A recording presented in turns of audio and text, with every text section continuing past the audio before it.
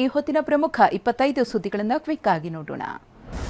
ಬೆಂಗಳೂರಿನ ನವರಂಗ ಸರ್ಕಲ್ ಬಳಿ ಬೃಹತ್ ಗಾತ್ರದ ಮರ ಉರುಳಿ ಬಿದ್ದಿದೆ. ಮಧ್ಯರಾತ್ರಿ 2 ಗಂಟೆ ಸುಮಾರಿಗೆ ಮರ ಧರಾಶಾಹಿಯಾಗಿದೆ. ಇದರಿಂದ 2 ಕಾರುಗಳು 3 ಬೈಕ್ಗಳಿಗೆ ಹಾನಿಯಾಗಿದೆ.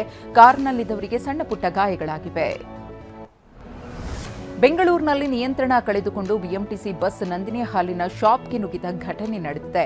ಬ್ರೇಕ್ ಫೇಲ್ಯೂರ್ ಹಿನ್ನೆಲೆಯಲ್ಲಿ ಕಮಲಾನಗರದ ಶಂಕರ್ನಾಗ್ ನಿಲ್ದಾಣದ ಬಳಿ ಇರುವ ನಂದಿನಿ ಹಾಲಿನ ಅಂಗಡಿಗೆ ನುಗ್ಗಿದೆ. ಅದೃಷ್ಟವಶಾತ್ ಯಾವುದೇ ಪ್ರಾಣಾಪಾಯವಾಗಿಲ್ಲ.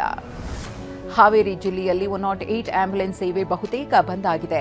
ಬೆರಳೆಣಿಕೆ ಆಂಬ್ಯುಲೆನ್ಸ್ಗಳು ಮಾತ್ರ ಸೇವೆ ನೀಡುತ್ತಾ ಇವೆ. ಆಂಬ್ಯುಲೆನ್ಸ್ ಸಿಗದೆ ಗರ್ಭಿಣಿಯರು, ವೃದ್ಧರು, ಅಪಘಾತಕ್ಕೀಡಾದವರು ಪರದಾಡುವಂತಾಗಿದೆ.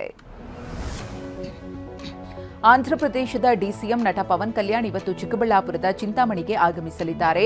ಸುಪ್ರೀಂಕೋರ್ಟ್ ನಿವೃತ್ತ ನ್ಯಾಯಮೂರ್ತಿಗಳಾದ ಗೋಪಾಲಗೌಡ ಅವರ 75ನೇ ಜನ್ಮದಿನದ ಕಾರ್ಯಕ್ರಮದಲ್ಲಿ ಭಾಗಿಯಾಗಲಿದ್ದಾರೆ. ಕಾರ್ಯಕ್ರಮದ ಬಳಿಕ ಬೆಂಗಳೂರಿಗೆ ತೆರಳುತ್ತಾರೆ. ಮೈಸೂರಿನ ಚಾಮುಂಡಿ ಬೆಟ್ಟದಲ್ಲಿ ಚಾಮುಂಡೇಶ್ವರಿ ರಥೋತ್ಸವ ಸಂಭ್ರಮ ಮನೆ ಮಾಡಿದೆ. ರಥೋತ್ಸವದಲ್ಲಿ ರಾಜವಂಶಸ್ಥರಾದ ಪ್ರಮೋದಾದೇವಿಯವರು, ಯದುವೀರ್ ಒಡೆಯರವರು, ತ್ರಿಷಿಕಾ ಅವರು ಭಾಗವಹಿಸಿದ್ದಾರೆ. ರಾಜವಂಶಸ್ಥರು ಚಾಮುಂಡಿ ದೇವಿಗೆ ವಿಶೇಷ ಪೂಜೆ ಸಲ್ಲಿಸಿದ್ದಾರೆ. ಮಹಿಳಾ ವಿಶ್ವಕಪ್ ಪಂದ್ಯದಲ್ಲಿ ಪಾಕಿಸ್ತಾನ ವಿರುದ್ಧ ಭಾರತ ಭರ್ಜರಿ ಗೆಲುವು ಸಾಧಿಸಿದೆ. ಮೊದಲು ಬ್ಯಾಟಿಂಗ್ ಮಾಡಿದ ಭಾರತದ ವನಿತೆಯರು 247 ರನ್ ಗಳಿಸಿದ್ರು. ಈ ಮೊತ್ತ ಬೆನ್ನತ್ತಿದ ಪಾಕಿಸ್ತಾನ ಕೇವಲ 159 ರನ್ಗಳಿಗೆ ಆಲ್ಔಟ್ ಆಯಿತು. ಈ ಪಂದ್ಯದಲ್ಲಿ ಭಾರತ ತಂಡದ ನಾಯಕಿ ಹರ್ಮನ್ಪ್ರೀತ್ ಕೌರ್ ಪಾಕಿಸ್ತಾನ ತಂಡದ ನಾಯಕಿಗೆ ಹಸ್ತಲಾಘವ ಮಾಡಿಲ್ಲ.